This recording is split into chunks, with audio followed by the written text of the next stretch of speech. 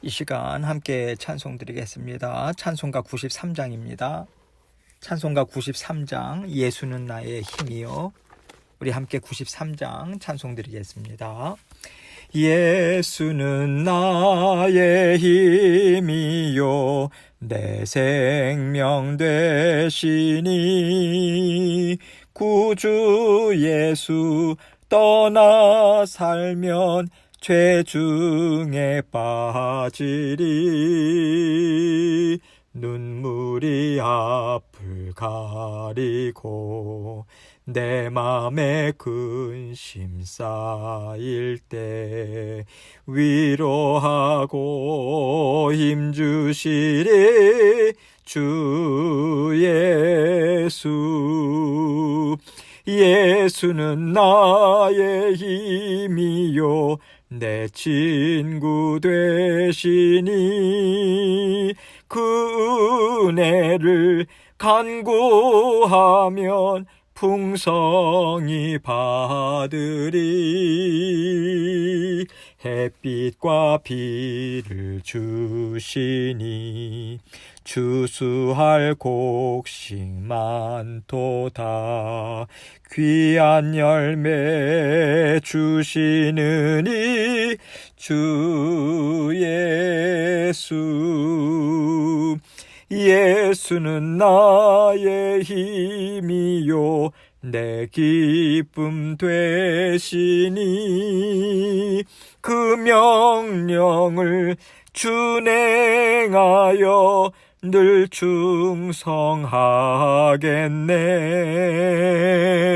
주야로 보호하시며 바른 길 가게 하시니 의지하고 따라가리 주 예수. 예수는 나의 힘이요 내 소망 되시니 이 세상을 떠나갈 때 곧 영생 얻으리. 한없는 복을 주시고 영원한 기쁨 주시니 나의 생명 나의 기쁨 주 예수. 아멘. 기도하겠습니다. 하나님 아버지 감사합니다. 예수 그리스도께서 아버지 우리의 힘이 되십니다. 능력의 근원 되십니다. 성령께서 날마다 우리 안에 함께 살고 계십니다. 성령께서 우리의 삶을 모든 것을 다스리고 계십니다. 아름답게 빚어주고 계십니다. 믿습니다. 아버지 하나님, 주님께서 아버지 하나님 날마다 우리의 삶을 돌보시고 인도하심을 믿는 믿음으로 주님께 늘 감사와 영광 돌리는 저희들 될 수 있도록 도와주옵소서.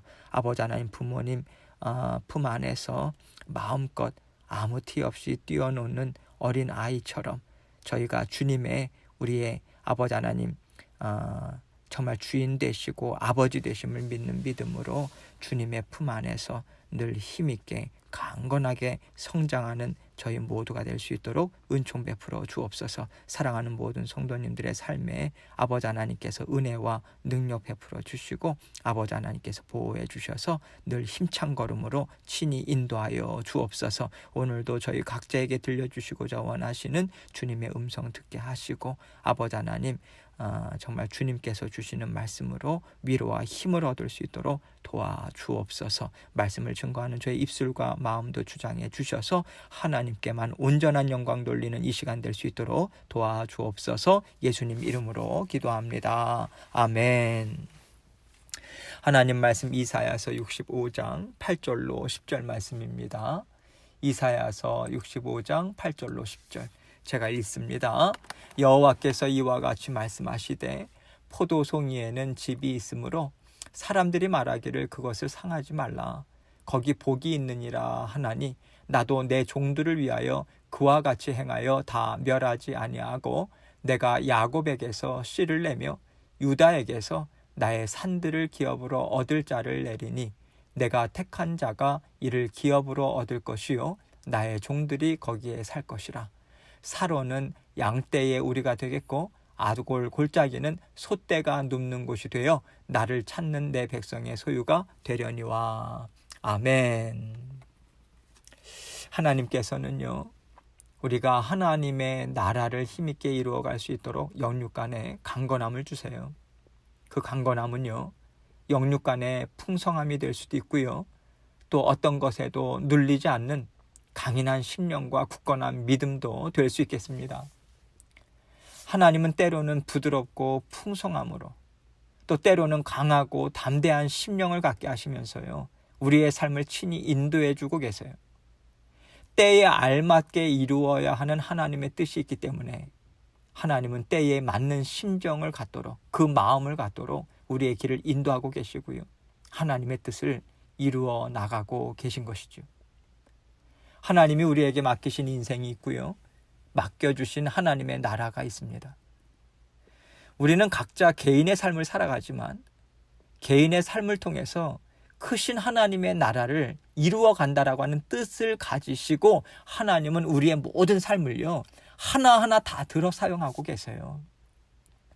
그리고 우리의 심령이요, 하나님의 임재하시는 성전이기 때문에 우리의 마음을 아름답고 풍성한 은혜로 가득 채워서 늘 기뻐하고 감사하고 즐거워하며 산다면 하나님의 나라는요, 우리 인생을 통해서 풍성하게 세워지는 것입니다. 그 풍성한 인생들이 모여서 온 세상에 하나님의 나라를 힘있게 세워가는 것이 하나님이 계획하신 하나님의 나라가 아니겠습니까? 육신의 것으로 하나님의 나라를 세워간다면 온 세상을 덮는 큰 성전이 필요하겠죠. 그러나 하나님은요, 큰 성전이 아니라 우리 마음에 하나님의 임재가 풍성하기를 원하는 마음으로 그 목적과 뜻을 이루는 일을 날마다 우리와 함께하고 계세요. 우리가요, 하나님의 주인 되심을 인정하면서 힘있게 살아갈 때 하나님께서는 우리가 하나님과 함께 하나님의 뜻을 지금 이루고 있고 하나님의 나라를 힘있게 세워가고 있다, 이러한 인정과 칭찬을 우리에게 주시는 것입니다.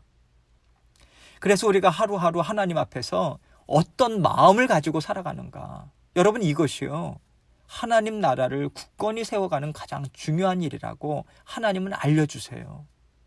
그리고 날마다 우리의 심령을 잘 다스리고 말씀으로요, 성령을 통해서요, 또 하루하루의 삶을 귀하게 여기며 살라고 우리에게 권면해 주고 계신 것입니다. 이렇게 하나님의 자녀들은요, 육신의 삶을 살아가는 시간들을 통해서 하나님의 나라를 끊임없이 이루어가고 있어요. 그래서 우리 육신의 삶을 살아가는 것은요, 하나님께서 우리에게 허락하신 환경이에요. 하나님께서 뜻이 계셔서 주신 환경이 우리 육신의 삶인 거예요. 하나님의 뜻을 이루어가라고 맡겨주신 터전이 우리의 삶인 거예요. 우리는 이렇게 생각할 수 있는 것입니다. 여러분, 영과 육이 따로 떨어져서요, 전혀 상관이 없는 것이 아니에요. 육신을 입고 그 가운데 영을 담고 살잖아요. 육신의 삶과 여러 일들을 통해서요, 우리는 하나님의 영으로 성령님과 함께 하나님의 나라를 세워갈 수 있도록 하나님은 우리의 삶을 들어 사용하고 계신 거예요. 그래서 우리가 살아가는 삶에는 하나님의 뜻이 반드시 담겨 있는 것입니다. 날마다 반복되는 그러한 다람쥐 쳇바퀴 도는 것 같은 그러한 삶이라 할지라도 하나님의 뜻이 반드시 담겨 있다, 이것을 우리는 생각할 수 있어야 하는 것이죠. 그렇기 때문에요, 오늘 우리에게 생긴 일, 오늘 우리에게 허락하신 여러 가지 일들을 통해서 우리는 하나님의 음성을 들을 수 있습니다. 그리고 하나님을 사랑하는 마음으로요, 우리가 그 일에 하나님을 사랑하는 마음을 담아서 그 일을 이루어가고자 애써야 하는 것이죠. 여러분, 이것이요, 하나님 앞에 드리는 향기로운 예물입니다. 이것이 우리 마음의 믿음의 고백이 되는 것 아니겠습니까? 우리의 생업, 우리의 일터에서 정말 하나님을 사랑하는 마음, 그 마음 담아서 하나님께 정말 영광 돌리고자 하는 그 마음으로 일하고 그러한 마음으로 살아간다면 하나님께서 더할 나위 없는 향기로운 예물이다, 기쁨으로 받으십니다. 우리는요, 우리 육신의 삶을 통해서 하나님, 제가 하나님을 의지합니다. 하나님, 주님께서 이루기를 원하시는 뜻에 제가 순종하고 동참하겠습니다. 이렇게 사랑의 마음과 믿음을 하나님 앞에 올려드리며 살아가야 하는 것이죠. 이것이 우리가 감당해야 하는 날마다의 현실의 삶이라고 하나님은 우리에게 말씀해 주고 계십니다. 그래서 성경은요, 삶으로 살아내는 믿음을 계속해서 강조하고 있어요. 삶으로 살아내는 믿음이 무엇입니까? 믿음을 삶 가운데 실천하는 것 아니겠어요? 하나님의 말씀에서 증거하고 약속하신 그것을 믿는 믿음을 날마다 삶 가운데 우리가 고백하고 선포하고 그것을 실천하며 살아가는 거예요. 믿는 믿음으로 살아가는 거죠. 그것이 살아계신 하나님과 함께 날마다 살아가는 우리의 신앙생활인 것입니다. 여러분, 우리가요, 머리만 커진다 이렇게 말할 때가 있죠. 말씀을 배우는데 실생활로 연결이 안 되는 거예요. 머리 따로 실생활 따로 이렇게 따로 놀 때 우리가 이런 표현을 쓰지 않습니까? 하나님은요, 우리가 하나님의 말씀을 듣고 생각할 때 우리 삶 가운데서 하나님의 말씀을 배운 그대로 살아내고자, 다른 말로 하면 실천하고자 우리는 애쓰면서 하나님과 함께 동행하는 것입니다. 그리고 살아계신 하나님께서는요, 우리가 날마다 살아가는 실생활에 필요한 지혜, 그리고 필요한 마음들 계속해서 말씀을 통해서 우리에게 알려주고 계시고요, 부어주고 계세요. 그렇다면 우리가 어떻게 살아갈 것인가? 우리는 그 해답을 늘 말씀을 통해서 우리는 얻을 수 있는 것입니다. 이런 맥락에서 오늘도 하나님께서 말씀을 통해서 우리에게 살아가는 지혜, 무엇을 붙들고 살아가야 하는가, 이것을 알려주고 계세요. 8절입니다. 여호와께서 이와 같이 말씀하시되 포도송이에는 즙이 있으므로 사람들이 말하기를 그것을 상하지 말라.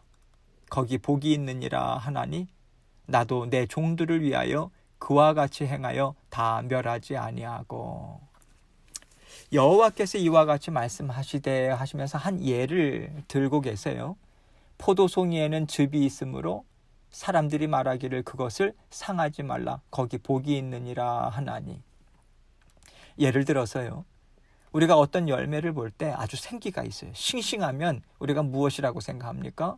아, 뿌리가 잘 내려져 있구나, 영양을 잘 공급받고 있구나, 이것을 생각하죠. 그런데 그 열매가 말라 비틀어져 있어요. 누렇게 떠 있어요. 그러면 우리는 금방 뿌리가 안 좋은가? 영양이 공급이 안 되고 있나? 이런 상태로 우리가 생각할 수 있잖아요. 이런 맥락에서 포도송이에 아직까지도 즙이 있다라고 하면요, 하나님이 이 열매를 통해서 우리에게 생명을 공급해 주시겠다라는 소망을 가지고 기대해도 되겠다, 이거잖아요. 그러니 그것을 멸할 사람이 어디 있겠습니까? 많은 열매를 기대하죠. 그러면서 그것에 더 힘을 기울이죠. 하나님께서는 이와 같이 예를 들어서 나도 내 종들을 위하여 그와 같이 행하여 다 멸하지 아니하고 라고 말씀하고 계신 것입니다. 하나님께서 종들을 보실 때, 종들이라고 하는 것이 누구겠습니까? 사랑하는 자녀들 아니겠어요? 사랑하는 우리들을 보실 때 만약에 우리에게 하나님께서 주시는 은혜가 우리 심령 가운데 있는 거예요. 하나님께서 베풀어 주신 복을 우리가 즐거워하는 거예요. 하나님 앞에 기쁨과 감사와 만족과 영광을 돌리는 것이 충만하다면 하나님께서 그 영혼을 쓸모없다고 내어버릴 수가 있겠는가? 그러실 수 없다. 이것을 말씀하고 계시는 거예요. 더 많은 열매를 기대하신다. 그리고 하나님은 더 힘을 쏟아서 그 열매를 얻기까지 힘을 써주실 것이다. 이것을 말씀하고 계시는 거예요. 누구에게요? 사랑하는 여러분과 저를 위해서 하나님께서는 그와 같이 해주실 것이다. 이것을 약속해 주고 계시는 거예요. 힘을 다 쏟아붓겠다. 너희에게, 너희 삶 가운데 이것을 약속해 주시는 거예요. 9절입니다. 내가 야곱에게서 씨를 내며 유다에게서 나의 산들을 기업으로 얻을 자를 내리니 내가 택한 자가 이를 기업으로 얻을 것이요 나의 종들이 거기에 살 것이라. 하나님께서 야곱에게서 씨를 내며 이렇게 말씀하세요. 하나님께서요, 그렇게 정하신 거예요.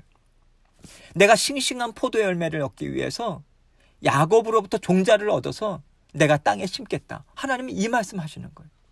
이렇게 씨를 얻어가지고 어떠한 가지가 나왔습니까?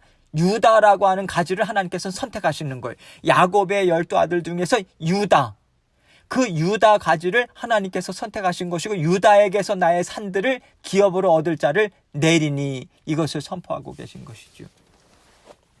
유다 지파로부터 우리 예수 그리스도께서 나오시잖아요. 그리고 예수 그리스도를 통해서 온 세상 하나님의 자녀들이 계속해서 나오는 것이고요. 여러분 지금 이 말씀에 우리가 귀를 기울여야 하는 것이 무엇이냐면요. 처음부터 끝까지 하나님의 주권을 강조하고 있습니다. 어떤 종자를 쓰는가? 하나님은 야곱을 선택하셨어요. 여러 가지들은 날 텐데 그 중에서도 누구를 선택했어요? 유다를 선택했습니다. 하나님께서는 예루살렘과 그 주변 산들을 기업으로 삼을 그러한 가지로 유다를 선택하셨다. 그래서 유다 지파가 결국은 예루살렘 그 주변 그곳을 그 기업으로 얻은 것 아니겠습니까? 이것은 온전히 하나님의 주권인 것이지요. 하나님은요, 그 주권에 대해서 또 이렇게 말씀하고 계세요. 내가 택한 자가 이를 기업으로 얻을 것이요 나의 종들이 거기에 살 것이라.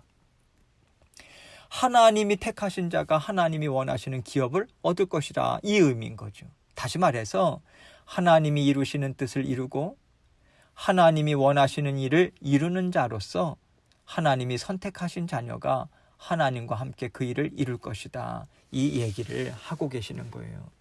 그리고 나의 종들이 거기에 살 것이다. 이렇게 말씀하시죠. 종들 또한 주인이 선택하는 거잖아요. 여러분, 종 스스로는 어떤 주인을 선택할 수 있는 그러한 여지가 없습니다. 주인이 종을 선택하는 거죠. 하나님께서 주인 되셔서 선택한 하나님의 종들을 살게 할 것이다. 그렇게 말씀하고 계신 것이죠. 10절입니다. 사로는 양떼의 우리가 되겠고 아골골짜기는 소떼가 눕는 곳이 되어 나를 찾는 내 백성의 소유가 되려니와.